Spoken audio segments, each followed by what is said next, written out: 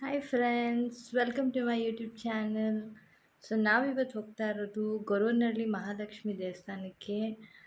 ಬೆಳಗಿನ ಜಾವ 4:15 ಹೊರಟಿದ್ದೀವಿ. ನೋಡಿ, ನಮ್ಮ ಮಗು ಆಲ್ರೆಡಿ ಅವ್ನು ನಿದ್ದೆ ಮೂಡಲ್ಲಿದ್ದಾನೆ. ಸೊ ಬನ್ನಿ ಹೇಗಿರುತ್ತೆ ಅಂತ ತೋರಿಸ್ತೀನಿ. ಓಕೆ, ಸೊ ಫೈನಲಿ ನಮ್ಮ ಅಕ್ಕನೂ ರೆಡಿ ಆಗಿದ್ದಾಳೆ. So let's see how it goes. Okay, hi watching. Usually I am not A morning person. ನನಗೆ ಬೆಳಗ್ಗೆ ಬೇಗ ಎದ್ದು ರೂಢಿ ಇಲ್ಲ. ಬಟ್ ಸಿನ್ಸ್ ನಾವಿವತ್ತು ಆಚೆ ಹೋಗಬೇಕು ಅನ್ನೋದಕ್ಕೋಸ್ಕರ ನಾನು 3:30ಗೆ ಎದ್ದಿದ್ದೀನಿ. ಸೊ ಎದ್ದು ಆಚೆ ಬಂದಾಗ ಇಷ್ಟು ಕತ್ಲೆ ಇತ್ತು. So let's see how it goes. ನಾವು ಬೆಳಗ್ಗೆ 5 ಗಂಟೆಗೆ ಮನೆ ಬಿಟ್ವಿ. ನಮ್ಮ ಮನೆಯಿಂದ ದೇವಸ್ಥಾನ ರೀಚ್ ಆಗಬೇಕು ಅಂತಂದರೆ ಮಿನಿಮಮ್ ಅಂದರೂ 1:30-2 ಗಂಟೆ ಬೇಕಾಗುತ್ತೆ. ಅದಕ್ಕೆ ನಾವಿಷ್ಟು ಬೇಗ ಹೊರಟ್ವಿ. ಸೊ ದ್ಯಾಟ್ ಬೆಳಗ್ಗೆ ಹೋಗಿದ ತಕ್ಷಣ ದರ್ಶನ ಮಾಡಿಸ್ಕೊಂಬರ್ಬೋದು ಅಂತ. ನಮ್ಮ ಅಕ್ಕ ಟಿಫನ್ ಕೂಡ ಮಾಡಿಕೊಂಡು ಕ್ಯಾರಿಯರ್ಗೆಲ್ಲ ಎತ್ಕೊಂಡಿದ್ಲು. ನಾವು ದರ್ಶನ ಮುಗಿಸ್ಕೊಂಡು ಅಲ್ಲೇ ಎಲ್ಲಾದರೂ ಗಿಡದಲ್ಲಿ ಕುತ್ಕೊಂಡು ತಿನ್ನೋಣ ಅಂತ ಪ್ಲ್ಯಾನ್ ಮಾಡಿಕೊಂಡು ಹೊರಟ್ವಿ. ಈ ದೇವಸ್ಥಾನದ ವಿಶೇಷತೆ ಏನು ಅಂದರೆ, ಹಿಂದಿನ ಕಾಲದಲ್ಲಿ ಅಬ್ಬಯ್ಯ ಎಂಬುವ ವ್ಯಕ್ತಿ ಹಸುಗಳನ್ನು ಮೇಯಿಸ್ತಿರುವಾಗ ಅವರಿಗೆ ಈ ಲಕ್ಷ್ಮೀ ವಿಗ್ರಹ ಸಿಗುತ್ತೆ. ಇದನ್ನು ಅವರು ಮನೆಗೆ ತಗೊಂಡು ಹೋಗಿ ದಿನ ಪೂಜಿಸ್ತಾರೆ. ಇದರಿಂದ ಅವರು ಶ್ರೀಮಂತನೂ ಆಗ್ತಾರೆ. ಅದರಂತ ಅವರ ಮನೆಗೆ ಲಕ್ಷ್ಮೀ ನಿವಾಸ ಅಂತ ಹೆಸರು ಕೂಡ ಇಡ್ತಾರೆ. ಅವರ ನಂತರ ಅವರ ತಮ್ಮ ಈ ಪೂಜೆಯನ್ನು ಮುಂದುವರಿಸ್ಕೊಂಡು ಹೋಗ್ತಾರೆ. ಅವರ ಸಾವಿನ ನಂತರ ಪೂಜೆಯನ್ನು ಮುಂದುವರಿಸಲು ಯಾರೂ ಇರುವುದಿಲ್ಲ. ಹಾಗೆ ಒಂದು ದಿನ ಕಮಲಮ್ಮ ಎಂಬುವ ಹೆಂಗಸಿಗೆ ಈ ಮಹಾಲಕ್ಷ್ಮಿ ವಿಗ್ರಹ ಸಿಗುತ್ತೆ. ಇದನ್ನು ಅವರು ತನ್ನ ಹುಟ್ಟೂರು ಗೊರವನಹಳ್ಳಿಗೆ ಬಂದು ಸ್ಥಾಪಿಸಿ ಅಲ್ಲಿಂದ ಪೂಜೆಯನ್ನು ಮುಂದುವರಿಸುತ್ತಾ ಹೋಗುತ್ತೆ. ಆ್ಯಕ್ಚುಲಿ ನಾವು ಚಿಕ್ಕವರಿದ್ದಾಗ ಕಮಲಮ್ಮ ಅಜ್ಜಿ ಬದುಕಿದ್ರು. ನಮ್ಮಮ್ಮ ನಮ್ಮನ್ನು ಕರ್ಕೊಂಡು ಬಂದು ತೋರಿಸಿದ್ದಾರೆ ಕೂಡ. ಸೊ ನಾವು ತುಂಬ ಬೇಗ ಬಂದಿರೋದ್ರಿಂದ ಅಂಗಡಿ ಯಾವುದೂ ಓಪನ್ ಇರಲಿಲ್ಲ. ನೀವೀಗ ನೋಡ್ತಾ ಇರೋದು ಬಂದು ಕಮಲಮ್ಮ ಅಜ್ಜಿಯವರ ಸಮಾಧಿ. ಇದು ದೇವಸ್ಥಾನ ಪಕ್ಕದಲ್ಲೇ ಇದೆ. ಅವರ ನೆನಪಿಗೋಸ್ಕರ ಇದನ್ನು ಒಂದು ಸ್ಮಾರಕ ಥರ ಮಾಡಿ ಇಟ್ಟಿದ್ದಾರೆ.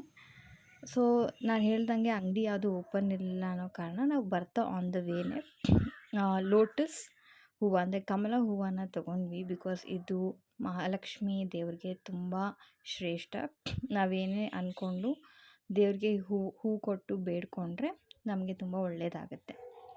ಮತ್ತು ನಾವು ಏನಾದರೂ ದೇವ್ರಿಗೆ ಕೊಡಬೇಕಂದ್ರೆ ನಾವಿಲ್ಲಿ ಟಿಕೆಟ್ ತೊಗೋಬೇಕು. ನಾವೀಗ ದೇವಸ್ಥಾನದ ಒಳಗಡೆ ಇದ್ದೀವಿ. ಇದು ಎಲ್ಲ ದೇವಿಯ ಮೂರ್ತಿಗಳನ್ನ ಇಲ್ಲಿ ಇಟ್ಟಿದ್ದಾರೆ. ನೀವು ನೋಡ್ಬೋದು ಎಷ್ಟು ಸುಂದರವಾಗಿದೆ ಅಂತ. ತುಂಬ ದೊಡ್ಡ ದೇವಸ್ಥಾನ ಇದು. ನಾವು ಪ್ರದಕ್ಷಿಣೆ ಹಾಕ್ತಾ ಬರ್ತಾ ನಾನು ಈ ವಿಡಿಯೋನ ಮಾಡಿಕೊಂಡೆ. ನಾನು ಹೇಳ್ದಂಗೆ ಇದು ದೊಡ್ಡ ದೇವಸ್ಥಾನ ಮತ್ತು ತುಂಬ ಪವರ್ಫುಲ್ ದೇವಸ್ಥಾನ.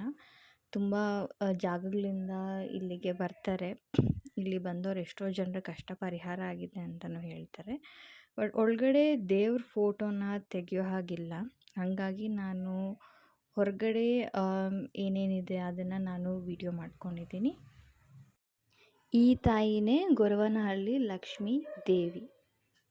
ಅದರಲ್ಲಿ ಆಕಾರ ಇಲ್ಲ. ಶಂಖ, ಚಕ್ರ, ಪದ್ಮ, ಹಸ್ತ, ಕಮಲ, ರಾಮ ಇಷ್ಟು ಭಕ್ತಶಿಲೆಯಲ್ಲಿ ಕಾಣುತ್ತೆ. ಅದನ್ನು ತನ್ನ ಮನೆಗೆ ತೊಗೊಂಡೋಗಿ ಸುಮಾರು ಪೂಜೆ ಮಾಡಿ ಸಕಲ ಯಶುಗಳನ್ನ ಪಡೆದು ಕಾರಣಾಂತರದಿಂದ ಮನೆಯಲ್ಲಿ ಅಮಂಗಳ ಆದಾಗ ಲಕ್ಷ್ಮೀ ಕೆಲಸ ಅಮಂಗಳ ಜಾಗದಲ್ಲಿ ನಾವು ಪ್ರತಿಷ್ಠಾಪನಲ್ಲ ಅವರು ಹೊರಬಾರ್ದಂಥವ್ರನ್ನ ಪ್ರತಿಷ್ಠಾಪನೆ ಮಾಡಿದಾಗ ಅರ್ಜುನ ಇಲ್ಲಿ ಪ್ರತಿಷ್ಠಾಪನೆ ಮಾಡಿದ್ದಾರೆ.